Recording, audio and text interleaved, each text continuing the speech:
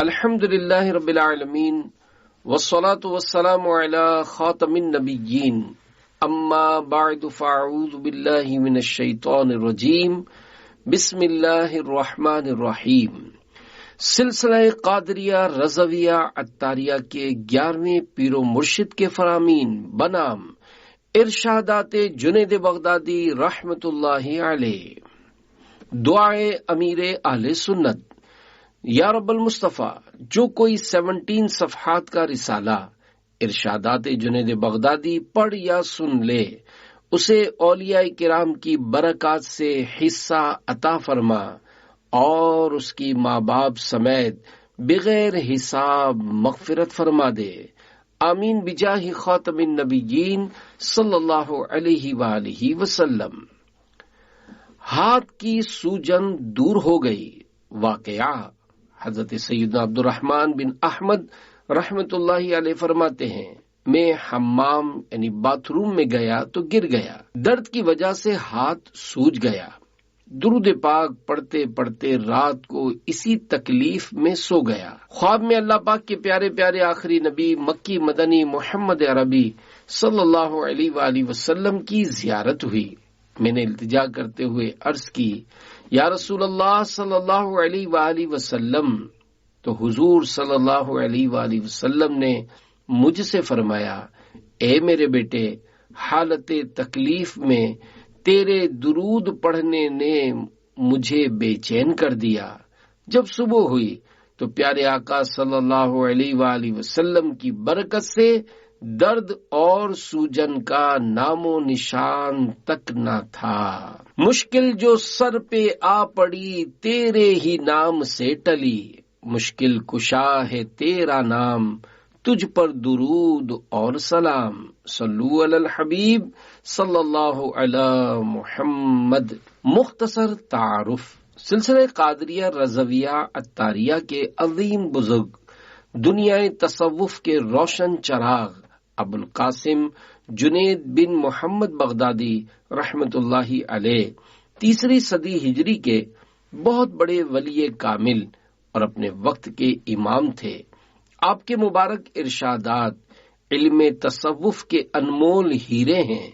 آپ کا انتقال شریف 27 رجب شریف کو ہوا، انشاء اللہ الکریم۔ آپ کے عرس مبارک کے موقع پر آپ کی سیرت پر مشتمل رسالہ منظر عام پر آئے گا۔ صوفیہ کے سردار، شریعت و طریقت کے امام حضرت جنید بغدادی رحمت اللہ علیہ کا مزار شریف عروس البلاد، شہروں کی رونق، بغداد شریف میں ہے۔ آپ پیران پیر حضرت غوث اعظم شیخ عبد القادر جیلانی رحمت اللہ علیہ کے مشائخ میں سے ہیں۔ اللہ کریم ہمیں آپ کے فیضان سے مالا مال فرمائے، آمین بجاہ خاتم النبیین صلی اللہ علیہ وآلہ وسلم۔ نمبر 1، بارگاہ الہی سے تائید۔ بہت بڑے ولی کامل حضرت امام عبد الکریم بن حوازن کشیری رحمت اللہ علیہ نے فرمایا کہ حضرت جنید بغدادی رحمت اللہ علیہ فرماتے ہیں، میں نے خواب دیکھا کہ گویا میں اللہ پاک کی بارگاہ میں حاضر ہوں۔ اللہ پاک نے مجھ سے ارشاد فرمایا، اے ابو القاسم، جو باتیں تم لوگوں کو بیان کرتے ہو کہاں سے حاصل کرتے ہو؟ میں نے عرض کی، میں صرف حق بات ہی کہتا ہوں۔ اللہ پاک نے ارشاد فرمایا، تم نے سچ کہا۔ نمبر 2، اللہ پاک کی تعریف۔ حضرت جنید بغدادی رحمت اللہ علیہ کو یوں دعا کرتے سنا گیا، اللہ پاک کے لیے تمام تعریفیں ہیں۔ اے میرے معبود، تیرے لیے اتنی حمد یعنی تعریفیں ہیں جتنی تیرے علم میں ہیں، یعنی اے اللہ پاک، ہم تیری تعریف بیان کر ہی نہیں سکتے، جس طرح تیرے علم کی کوئی حد نہیں، ایسے ہی تیری تعریفیں بھی بے حد و بے شمار ہیں۔ نمبر 3، اللہ کے قریب ہونے کا ذریعہ۔ حضرت جنید بغدادی رحمت اللہ علیہ فرماتے ہیں کہ میں نے خواب دیکھا کہ میں لوگوں کے سامنے بیان کر رہا ہوں، اتنے میں ایک فرشتہ میرے سامنے آ کر کھڑا ہو گیا اور کہنے لگا، اللہ پاک کا قرب یعنی نزدیکی حاصل کرنے کا بڑا ذریعہ کیا ہے؟ میں نے کہا وہ عمل جو چھپ کر کیا گیا ہو اور میزان میں پورا ہو۔ فرشتہ یہ کہتے ہوئے چلا گیا کہ اللہ پاک کی قسم یہ الہامی کلام ہے۔ مدنی پھول، اللہ پاک نے ہر انسان کے دل پر ایک فرشتہ مقرر فرمایا ہے جو اسے نیکی کی دعوت دیتا ہے۔ اس فرشتے کو ملہم اور اس کی دعوت کو الہام کہتے ہیں۔ نمبر 4، محبت الہی کی انتہا۔ حضرت جنید بغدادی رحمت اللہ علیہ فرماتے ہیں، اللہ پاک کے نبی حضرت یونس علیہ السلام اتنا روئے کہ بینائی کم ہو گئی اور اس قدر قیام فرمایا یعنی کھڑے ہو کر اللہ پاک کی عبادت کی کہ کمر میں خم پڑ گیا، اور اس قدر نماز پڑھی کہ چلنے پھرنے کی طاقت نہ رہی۔ آپ علیہ السلام نے بارگاہ الہی میں عرض کی، تیری عزت و جلال کی قسم، اگر میرے اور تیرے درمیان آگ کا سمندر ہوتا تو میں تیری محبت و شوق کی وجہ سے اس میں بھی داخل ہو جاتا۔ محبت میں اپنی گما یا الہی، نہ پاؤں میں اپنا پتا یا الہی، رہوں مست و بے خود میں تیری ولا میں، پلا جام ایسا پلا یا الہی۔ صلو علی الحبیب صلی اللہ علی محمد۔ نمبر 5، ہاتھ میں تسبیح رکھنے کی وجہ۔ حضرت جنید بغدادی رحمت اللہ علیہ کے ہاتھ میں تسبیح دیکھ کر کسی نے عرض کی کہ اتنے بڑے بزرگ بن جانے کے بعد بھی آپ اپنے ہاتھ میں تسبیح رکھتے ہیں۔ ارشاد فرمایا، جس راستے یعنی تسبیح کے ذریعے میں اللہ پاک تک پہنچا ہوں میں اسے نہیں چھوڑ سکتا۔ نمبر 6، سنتوں پر عمل کی ترغیب۔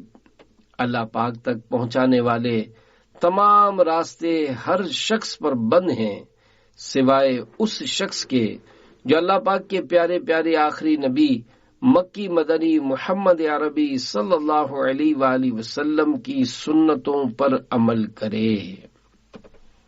تمام راستے بند ہونے کا کیا مطلب ہے؟ حضرت جنید بغدادی رحمت اللہ علیہ کے فرمان کے تمام راستے بند ہیں سے مراد یہ ہے کہ ایسے راستوں پر چل کر اللہ پاک تک پہنچنا ممکن نہیں، کیونکہ یہ راستے اللہ پاک تک نہیں پہنچا سکتے۔ اللہ پاک تک پہنچانے والے راستوں پر اسی طرح چلے جس طرح آپ صلی اللہ علیہ وآلہ وسلم نے عمل فرمایا۔ نمبر 7، علم ہوتے ہوئے نقصان نہیں ہوگا۔ حضرت عبد الواحد بن علوان رحمت اللہ علیہ کو نصیحت کرتے ہوئے فرمایا، اے نوجوان، علم کو لازم پکڑ۔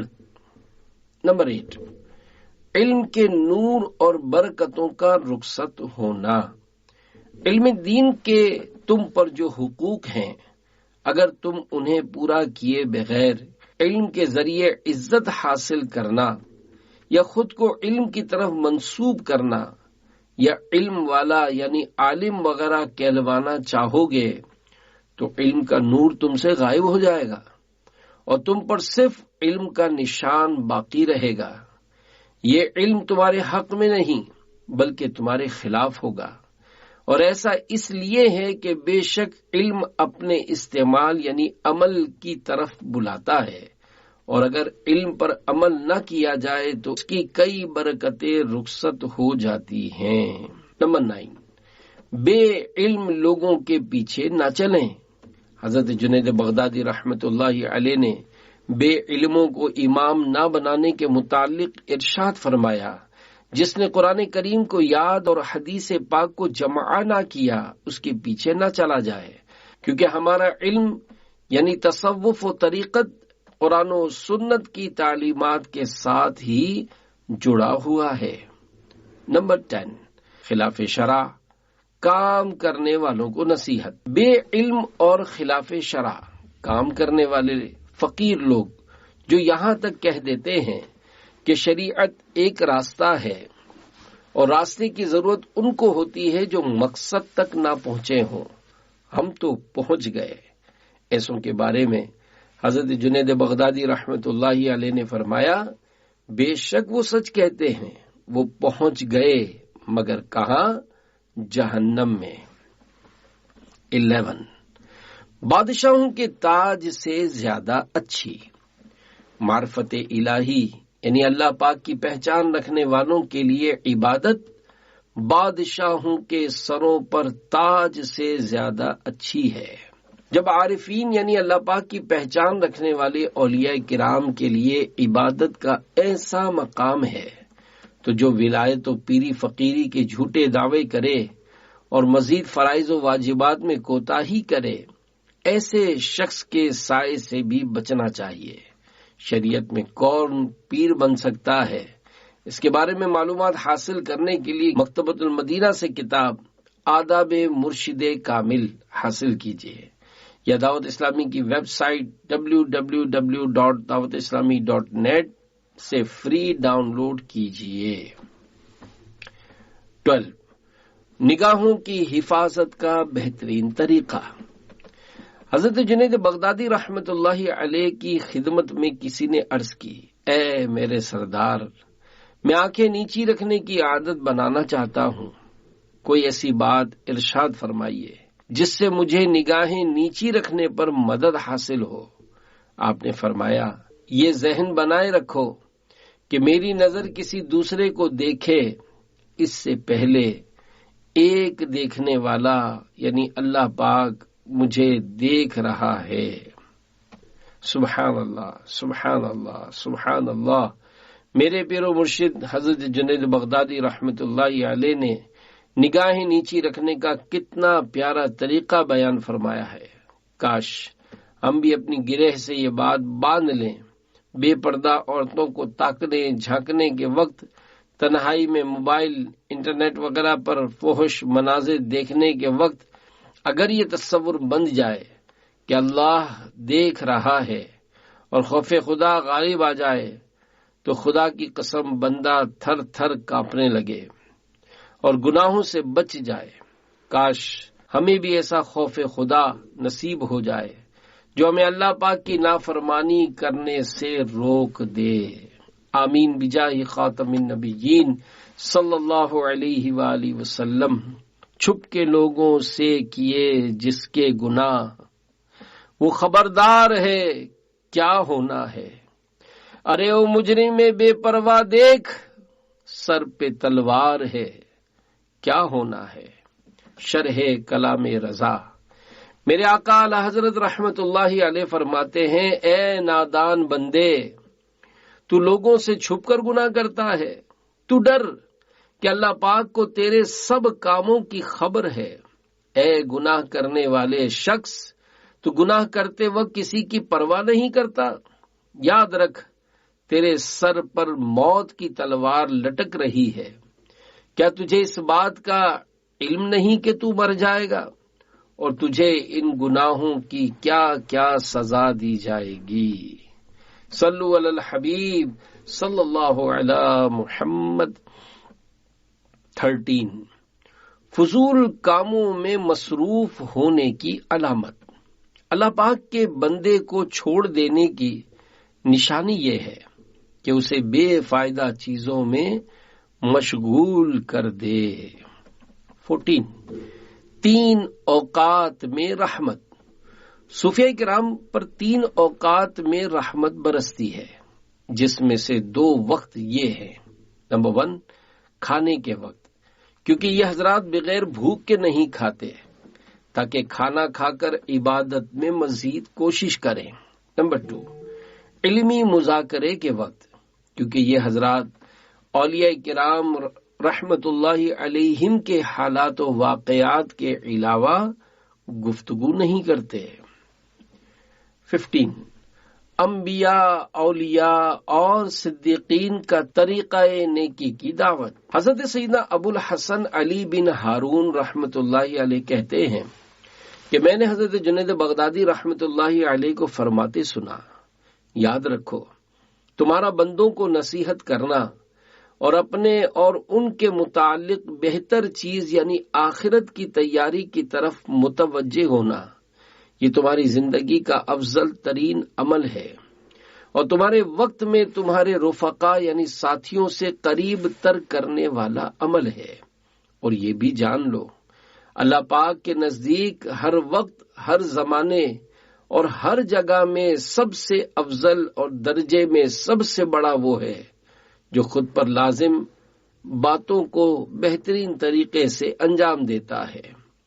اللہ پاک کی پسندیدہ چیزوں کی طرف تیزی کے ساتھ آگے بڑھ جاتا، اور پھر اللہ پاک کے بندوں کو سب سے زیادہ فائدہ پہنچاتا ہے، تو تم اپنے لیے بھرپور حصہ لو اور دوسروں کو نفع پہنچا کر ان پر شفقت و مہربانی کرنے والے بن جاؤ۔ جان لو، ماتحتوں کو راہ ہدایت کی طرف لے جانے والے قابل لوگوں، مخلوق کو فائدہ پہنچانے والے لوگوں اور ڈرانے اور خوشخبری دینے کے لیے تیار رہنے والوں کو طاقت و اقتدار کے ذریعے مدد دی جاتی، اور علم یقین کی پختگی کے ساتھ سعادت مندی سے نوازا جاتا ہے۔ ان پر دینی نشانیوں کی باریکیاں ظاہر کر دی جاتی ہیں، اور قرآن کریم سمجھنے کے لیے ان کے ذہنوں کو کھول دیا جاتا ہے، تو وہ خود پر کیے گئے اللہ پاک کے فضل اور اس کے عظیم امر تک پہنچ جاتے، اور دیے گئے احکام کو مضبوطی کے ساتھ نبھاتے ہیں۔ جس کام پر انہیں مقرر کیا گیا ہے اس کی طرف جلدی کرتے ہیں، اور جس قدر ممکن ہو اللہ پاک کی طرف بلاتے ہیں۔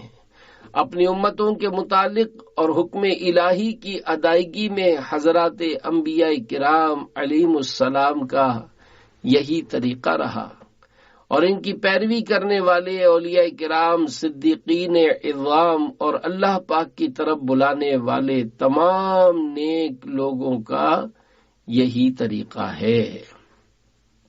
16 زہد کی 2 اقسام۔ زہد 2 طرح کا ہے، نمبر 1 ظاہری اور نمبر 2 باطنی۔ ظاہری یہ ہے کہ انسان کے پاس جو کچھ ہے وہ اسے پسند نہ کرے، اور جو اس کے پاس نہ ہو اس کی طلب بھی نہ کرے۔ باطنی زہد یہ ہے کہ دل سے ان چیزوں کی خواہش ختم ہو جائے اور وہ ان کی یاد سے بھی دور ہو جائے۔ جب ایسا ہو جائے گا تو اللہ پاک اسے آخرت دیکھنے اور دل سے اس کی جانب متوجہ ہونے کی توفیق عطا فرما دیتا ہے۔ اس وقت بندہ موت کو قریب جانتا اور مغفرت کی امید کم ہونے کے باعث نیک اعمال میں خوب کوشش کرتا ہے، کیونکہ اس کے دل سے اسباب دور ہو چکے ہوتے ہیں اور اس کا دل صرف آخرت کے معاملے میں مشغول ہوتا ہے۔ اس طرح زہد کی حقیقت اس کے دل تک پہنچ جاتی ہے اور وہ اپنے رب کریم کے خالص ذکر سے بھر جاتا ہے۔ 17 اہم کام کا دروازہ۔ ہر شان و شوکت والے اہم کام کا دروازہ محنت سے کھلتا ہے۔ 18 تصوف کیا ہے؟ ہم نے تصوف صرف قیل و قال یعنی باتوں سے حاصل نہیں کیا، بلکہ بھوک، دنیا کو چھوڑنے، من پسند اور پیاری چیزوں کو قربان کر کے حاصل کیا ہے، کیونکہ تصوف اللہ پاک کے ساتھ اپنے معاملے کو صاف ستھرا رکھنے کا نام ہے، اور اس کی اصل دنیا سے کنارہ کشی ہے۔ جیسا کہ صحابی رسول حضرت حارثہ رضی اللہ عنہ نے فرمایا، میرا نفس دنیا سے کنارہ کش ہو گیا تو میں نے راتوں کو قیام اور دن میں روزہ رکھا۔ حرص سے دنیا نکال دے دل سے، بس رہوں طالب رضا یا رب۔ دل کا اجڑا چمن ہو پھر آباد، کوئی ایسی ہوا چلا یا رب۔ صلو علی الحبیب صلی اللہ علی محمد۔ 19 اخلاص کا اعلیٰ درجہ۔ اخلاص اللہ پاک اور بندے کے درمیان ایک راز ہے جس کا فرشتے کو بھی علم نہیں ہوتا۔ شیطان بھی اسے نہیں جانتا کہ اس عمل میں خرابی پیدا کرے، اور نفسانی خواہشات بھی اس سے بے خبر رہتی ہیں کہ اسے اپنی طرف مائل کریں۔ ایک اور مقام پر آپ نے ارشاد فرمایا، بے شک اللہ پاک دلوں کے ساتھ اسی قدر بھلائی فرماتا ہے جس قدر دل اس کے ذکر میں مخلص ہوتے ہیں، تو دیکھ لو تمہارے دل کے ساتھ کیا ملا ہوا ہے۔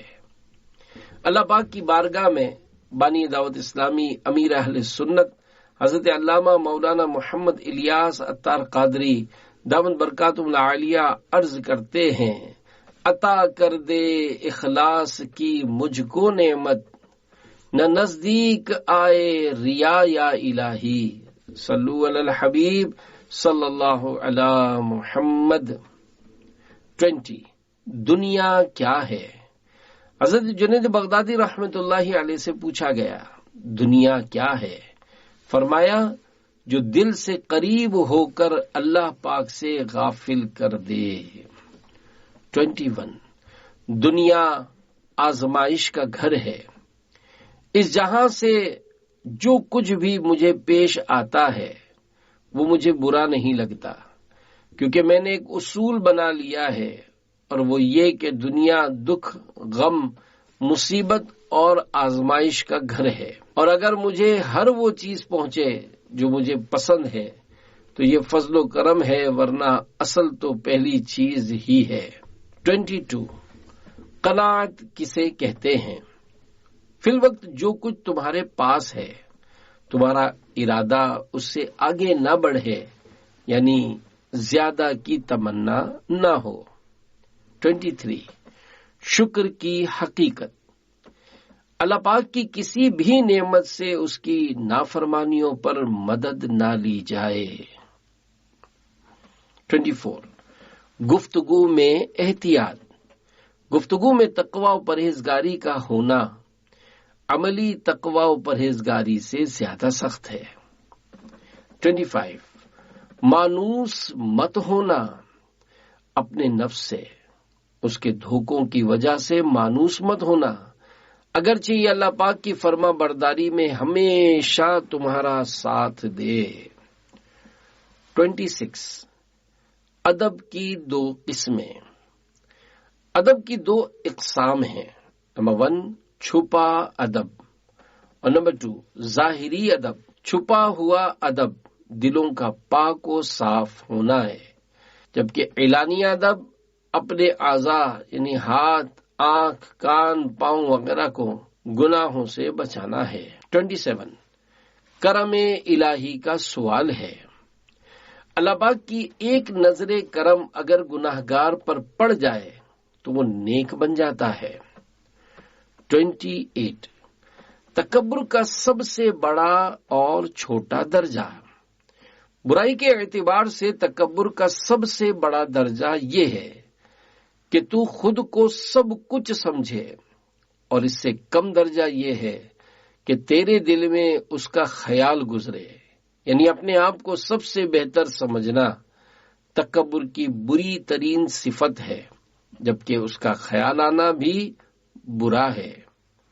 29 نصیحتوں بھرا مدنی گلدستہ، حضرت علی بن ہارون بن محمد رحمت اللہ علیہ کہتے ہیں کہ حضرت جنید بغدادی رحمت اللہ علیہ نے اپنے ایک دوست کو اس مضمون کا خط لکھا، بے شک اللہ پاک زمین کو اپنے اولیاء کرام سے خالی نہیں رہنے دیتا، اور نہ اپنے پسندیدہ بندوں سے زمین کو محروم کرتا ہے، تاکہ اللہ پاک ان کے ذریعے مخلوق کی حفاظت فرمائے، کیونکہ اللہ پاک نے اولیاء کرام رحمت اللہ علیہم کو مخلوق کی حفاظت و نگہبانی کا ذریعہ بنایا اور انہیں اپنے ہونے کی دلیل بنایا، اور میں فضل و مہربانی کے ساتھ بڑا احسان فرمانے والے سے سوال کرتا ہوں کہ وہ ہمیں اور آپ کو ان یعنی اولیاء کرام رحمت اللہ علیہم میں شامل فرما دے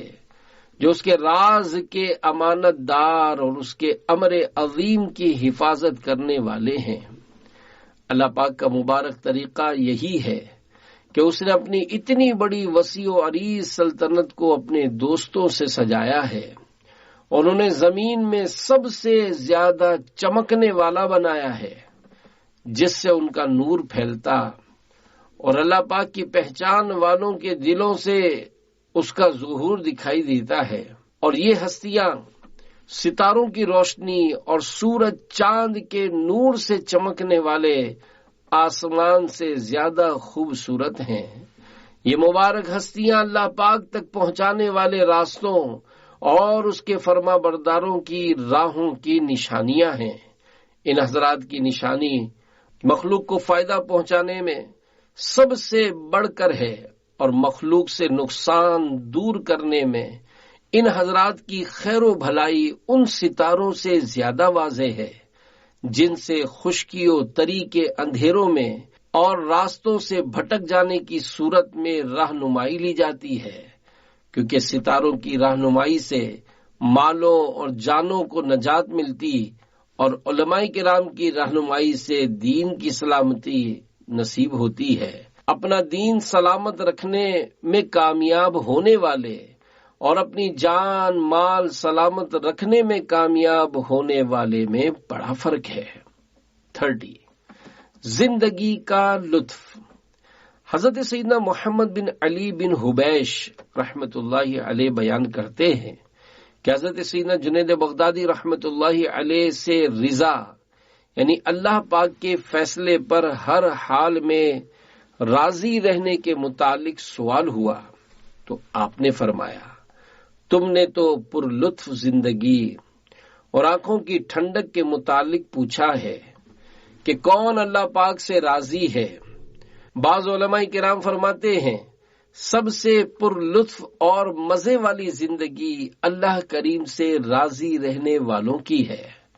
رضا یہ ہے کہ جو مصیبت آ چکی اس کا خوشی سے استقبال کیا جائے اور جو نہیں آئی اس کا انتظار غور و فکر کرتے ہوئے اور اسے اہمیت دیتے ہوئے کیا جائے، کیونکہ اللہ پاک بندے کے ساتھ بہترین معاملہ فرماتا ہے، وہی اس پر سب سے زیادہ رحم کرنے والا اور وہی اس کے فائدے کو سب سے بہتر جانتا ہے۔ پھر جب اللہ پاک کا کوئی فیصلہ آ جائے تو بندہ اسے ناپسند نہ کرے، کیونکہ یہی اللہ پاک کا ارادہ تھا، اپنے رب کریم کے کام کو اچھا جانے۔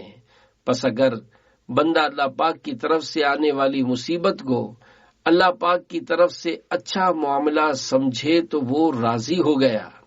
الغرض رضا وہ ارادہ ہے جو پسندیدگی کے ساتھ ہو، یوں کہ بندہ اسی چیز کو چاہنے والا ہو جائے جو اللہ پاک نے کیا اور دل سے اللہ کریم سے محبت کرنے والا اور اس سے راضی رہنے والا بن جائے۔ کرنا رحمت خدا مجھ پہ اپنی، رکھ عنایت صدا مجھ پہ اپنی، دائمی اور حتمی رضا کی، میرے مولا تو خیرات دے دے۔ صلو علی الحبیب صلی اللہ علی محمد۔ 31 ایک خوبصورت دعا۔ حضرت جنید بغدادی رحمت اللہ علیہ سخت دنوں میں یوں دعا کیا کرتے تھے، تمام تعریفیں اللہ پاک کے لیے ہیں، اس کے لیے ہمیشگی بہت زیادہ پاکیزہ و برکتوں والی تعریف ہے جو کبھی ختم نہ ہوگی، ایسی تعریف جو تیری کریم ذات اور عظمت و شان کے لائق ہو۔ ہر پاکی، بزرگی، بلندی اور تعریف تیرے ہی لیے ہے اور ہر اچھی، صاف ستھری اور خوبصورت بات جو تجھے پسند ہے وہ تیرے لیے ہے۔ اے میرے پروردگار، تیرے چنے ہوئے مختار و مبارک خاص بندے، ہمارے مولا، ہمارے سردار حضرت محمد مصطفیٰ صلی اللہ علیہ وآلہ وسلم، تمام صحابہ کرام اور تمام انبیاء کرام علیہم السلام پر درود نازل فرما۔ اے میرے اللہ پاک، زمین و آسمان میں اپنی فرما برداری کرنے والوں پر رحمت نازل فرما۔ حضرت جبرائیل، میکائیل، اسرافیل، عزرائیل، جنت کے نگران حضرت رضوان اور داروغہ جہنم یعنی دوزخ کے نگران فرشتے حضرت مالک علیہم السلام پر رحمت نازل فرما۔ اے میرے اللہ پاک، اپنے تمام فرشتوں، زمین و آسمان کے رہنے والوں اور تیری کائنات میں تیرے علم کے مطابق جہاں بھی کوئی رہتا ہے سب پر ایسی رحمت نازل فرما جس میں تیری رضا ہو، تجھے پسند ہو، اور جس رحمت کے یہ سب حقدار ہیں۔ اے میرے اللہ پاک، عرش کو بلندی دینے والی تیری عظیم ربوبیت کے طفیل، میں تجھ سے تیرے جود و کرم، فضل و احسان، پسند و عطا، نیکی و بھلائی اور مہربانی کا سوال کرتا ہوں۔ اے بہت عطا فرمانے والے، کرم فرمانے والے، تیرے علم میں میرے جتنے بھی گناہ ہیں میں تجھ سے ان کی معافی طلب کرتا اور ہماری تمام خطاؤں سے درگزر کا سوال کرتا ہوں۔ اے میرے پروردگار، اپنا جود و کرم اور مہربانی و عطا کرتے ہوئے ہم پر لازم حقوق کی ادائیگی میں ہماری مدد فرما، ہمارے انجام سیدھے رکھ اور ہماری برائی کو اچھائی سے بدل دے۔ اے وہ ذات جو چاہے مٹائے اور جو چاہے ثابت رکھے، اور اصل لکھا اسی کے پاس ہے۔ تو جیسا ہے ویسا کوئی اور نہیں ہو سکتا۔ مرنے تک جو ہماری زندگی باقی ہے ہمیں اس میں گناہوں سے مکمل و ہمیشہ محفوظ رکھنا۔ ہر وہ چیز جو تجھے ناپسند ہے وہ ہمارے لیے ناپسندیدہ کر دے، اور ہر وہ چیز جو تجھے پیاری و محبوب ہے وہ ہمارے لیے بھی محبوب کر دے، اور ہمیں اس کے ساتھ اپنی پسندیدہ سمت میں چلا۔ ہمارے لیے اسے موت تک باقی رکھ، ہمارے ارادوں کو اس پر پکا فرما اور ہماری نیتوں کو اس پر مضبوط کر۔ اس کے لیے ہماری تنہائیوں کی اصلاح فرما، ہمارے اعضاء کو اس پر عمل میں لگا دے اور ہمیں توفیق عطا فرما اور اضافہ و کفایت سے نواز دے۔ اے میرے اللہ پاک، ہمیں اپنی ہیبت و تعظیم اور اپنا خوف عطا فرما، تجھ سے حیا کرنے، اچھی کوشش کرنے اور تیری تعریف پر مشتمل ہر پاکیزہ بات کی جانب جلدی و تیزی کرنے والا بنا۔ اے میرے اللہ پاک، ہمیں اپنے چنے ہوئے بندوں، دوستوں اور فرما برداروں کی طرح ہمیشہ والا ذکر اور خالص عمل کرنے والا بنا، ایسا کہ وہ کامل ترین، مستقل، ستھرا اور تجھے بہت پسند ہو، اور جب تک جیئیں اس عمل پر ہماری مدد فرما۔ اے میرے اللہ پاک، جب ہمیں موت آئے تو ہماری موت کو بابرکت بنانا اور اس دن کو محبت و بزرگی، قرب و سرور اور رشک والا دن بنانا، ندامت و مایوسی والا دن نہ بنانا۔ ہمیں ہماری قبروں میں سرور و خوشی اور آنکھوں کی ٹھنڈک پر اتارنا، اور قبر کو اپنی جنت کے باغوں میں سے ایک باغ، عزت و مہربانی اور رحمت کی جگہ بنا دینا۔ ہمیں قبر میں جوابات سکھا دینا اور قبر کی گھبراہٹوں سے بچا لینا۔ اے اللہ پاک، جب تو ہمیں قبروں سے اٹھائے تو امن و اطمینان کے ساتھ اٹھانا۔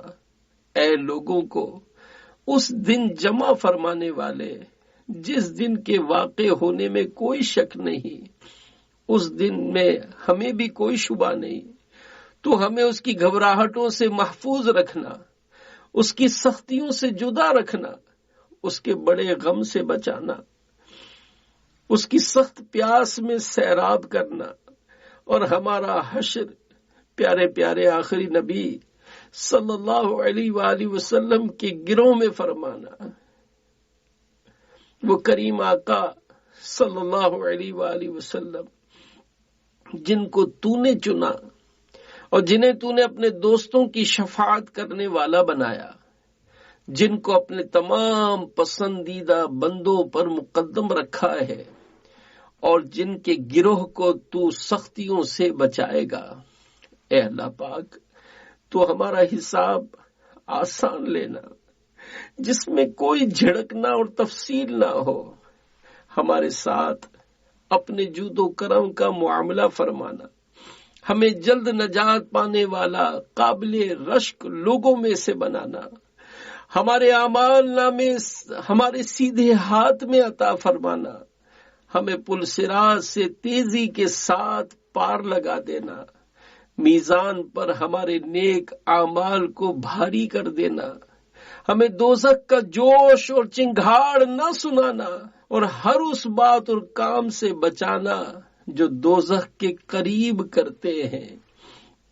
اے اللہ پاک ہمیں اپنے جود و کرم اور عطا کے طفیل اپنے عزت و سرور والے گھر جنت میں ان لوگوں کا ساتھ عطا فرما جن پر تو نے انعام فرمایا، یعنی حضرات انبیاء کرام، صدیقین، شہداء اور نیک لوگ، اور یہ کیا ہی اچھے ساتھی ہیں۔ ہمیں اپنے عظمت و راحت والے گھر جنت میں ہمارے آباء و اجداد، ماؤں، رشتہ داروں اور اولاد کے ساتھ بہترین اور خوشحالی والی حالت میں جمع فرما۔ ہمیں ہم سے الفت و محبت رکھنے والے مسلمان بھائیوں سے ملا دینا۔ اے اللہ پاک تمام مومنین و مومنات پر اپنی مہربانی اور رحمت کو عام فرما۔ وہ جو تجھے ایک مانتے ہوئے دنیا سے رخصت ہو گئے، تو ہمارا اور ان کا مددگار، نگہبان اور کفایت کرنے والا بن جا۔ ان کے نامہ اعمال بند ہو گئے، اعمال رک گئے، اور وہ جس آزمائش میں ہیں تو ان مرحومین پر رحم فرما، اور ان میں سے جو زندہ ہیں اگر گناہ گار ہیں تو ان کو توبہ کی توفیق دے، ان کی توبہ قبول فرما، جو ظالم ہیں انہیں معاف کر دے اور مظلوم کی مدد فرما، جو مریض ہیں ان کو شفا عطا فرما، ہمیں اور انہیں ایسی سچی توبہ کرنے والا بنا جو تجھے پسند ہے۔ بے شک تو اس کی سخاوت کرنے والا، اسے عمدہ و بہتر کرنے والا اور اس پر قادر ہے۔ اے اللہ ان ذمہ داروں کی اور انہیں جن پر تو نے ذمہ دار بنایا ہے ان سب کی اصلاح فرما، اور انہیں اپنے ماتحتوں کے ساتھ شفقت و مہربانی اور رحمت بھرا سلوک کرنے کی توفیق عطا فرما، نیز ہمیں اور انہیں اس پر قائم رکھ۔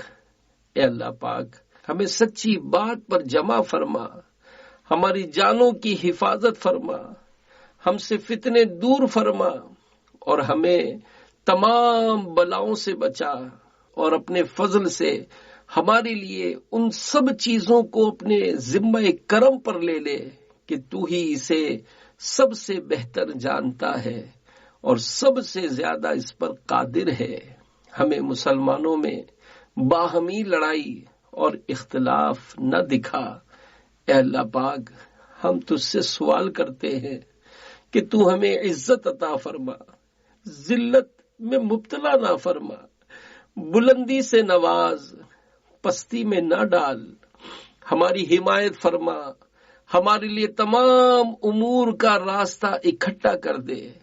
دنیا کے امور ہمیں تیری اطاعت تک پہنچاتے اور تیرے حکم کی بجا آوری میں ہماری مدد کرتے ہیں، جبکہ آخرت کے امور میں ہماری رغبت سب سے زیادہ ہے۔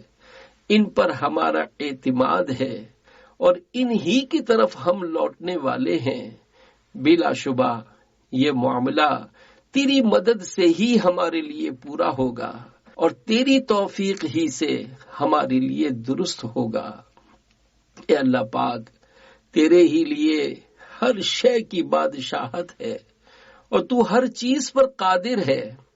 اے اللہ پاک ہمارے جسموں اور تمام حالات میں ہمیں کامل عافیت عطا فرما، اور ہمارے تمام دوستوں، اولاد اور رشتہ داروں کو بھی پوری عافیت عطا فرما، اور اسے تمام مومنین و مومنات کے لیے عام کر دے، اور ہم پر اپنے پسندیدہ اور محبوب ترین احکام جاری فرما، اور وہ کہ جو قرب دلانے والے ہر قول و عمل میں ہمارے زیادہ معاون ہوں۔ اے آوازوں کو سننے والے، اے چھپی چیزوں کو جاننے والے، اور اے آسمانوں کے حاکم، اپنے خاص بندے حضرت محمد مصطفیٰ صلی اللہ علیہ وآلہ وسلم اور ان کی آل پر اول و آخر ظاہر و باطن درود نازل فرما، ہماری دعا قبول فرما، ہمارے ساتھ اپنی شان کے مطابق معاملہ فرما، اے سب مہربانوں سے زیادہ مہربان، اور اے سب رحم کرنے والوں سے بڑھ کر رحم کرنے والے۔